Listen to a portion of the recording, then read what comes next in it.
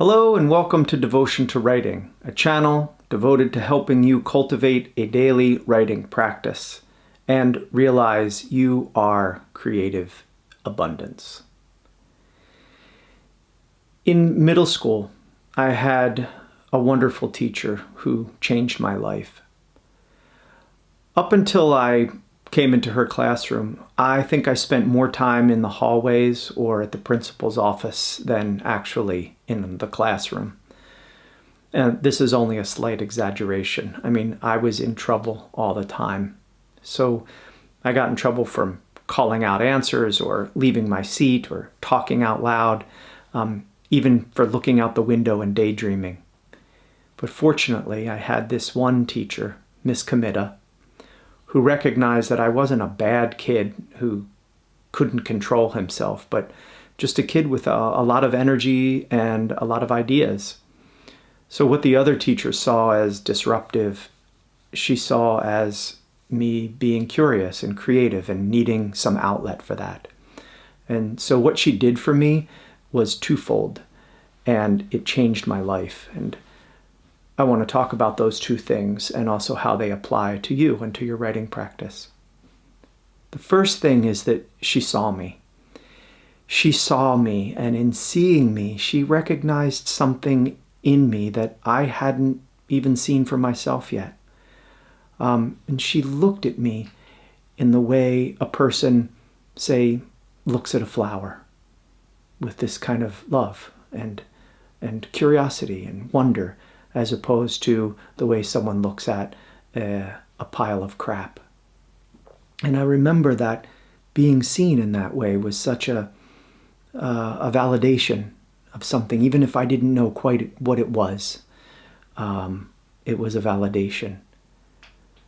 We feel how we are looked at. We feel this. We feel how we are seen. And because this teacher, Miss Committa, was enthusiastic about what she saw in me, I felt, for the first time in my life, enthused about who I was, about the kid I was. The second thing that she did for me was she gave me an outlet for my creativity. Not only did she see me and believe in me, but then she gave me an outlet for this. She showed me that this curious and creative energy that I had could be invested in many other ways. And this same energy, which when strapped to a desk or unable to ask questions and to dialogue projected, now had, and she was showing me, a way to give itself, to express itself. She gave me projects. She let me make movies. She encouraged me to write stories, to write plays, to act them out, to draw pictures.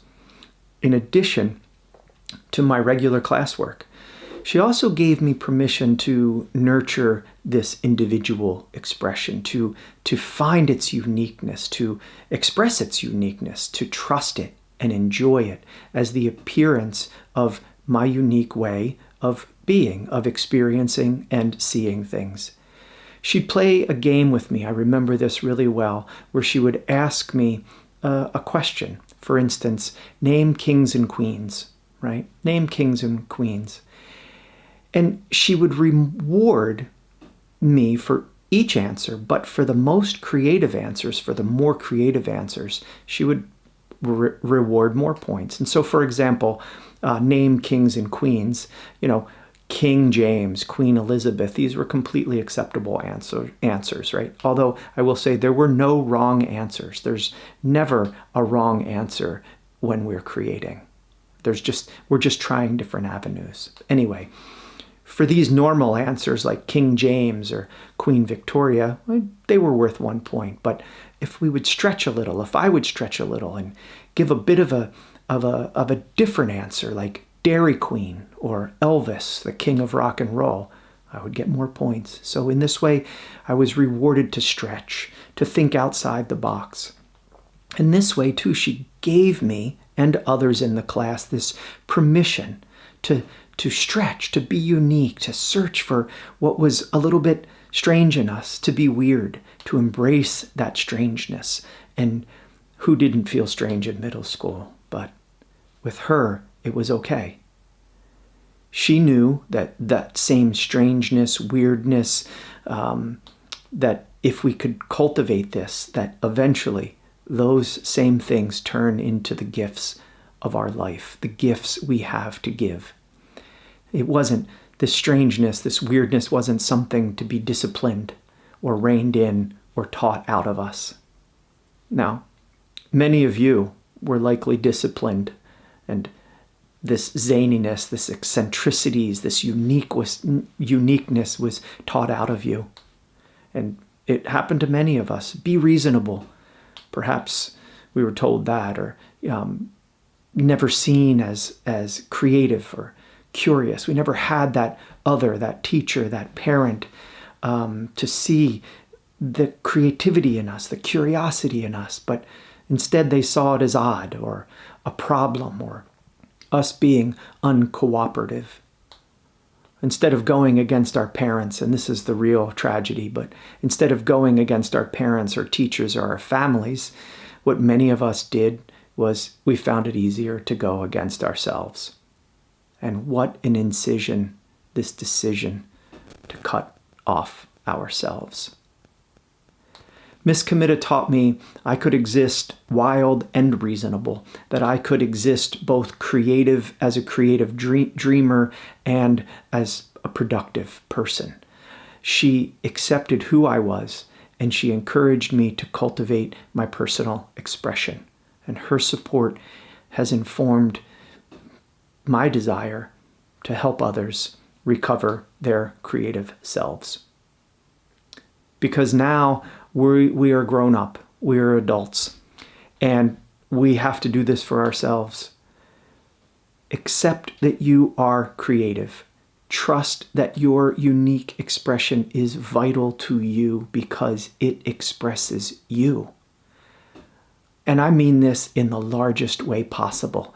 It expresses, it presses out through your skin who you are, your expression.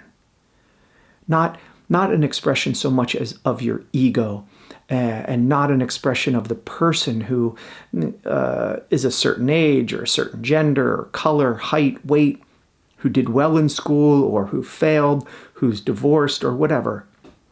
But it expresses you as a unique being. So I see you. I recognize how creative you are, and I support your outlet of creation.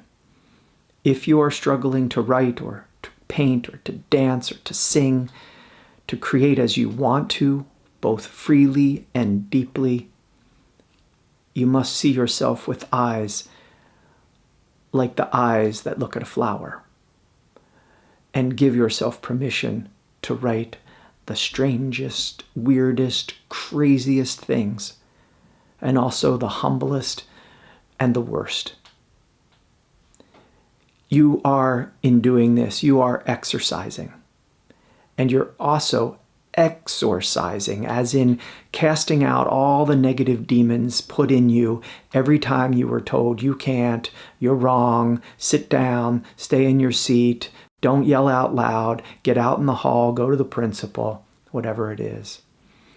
As you devote yourself to this, to your expression, to creating, you will begin to see yourself as a creative being, a writer, a painter, a dancer, a singer. Doing this makes you that. Accept, surrender, remember. What you are is a creator.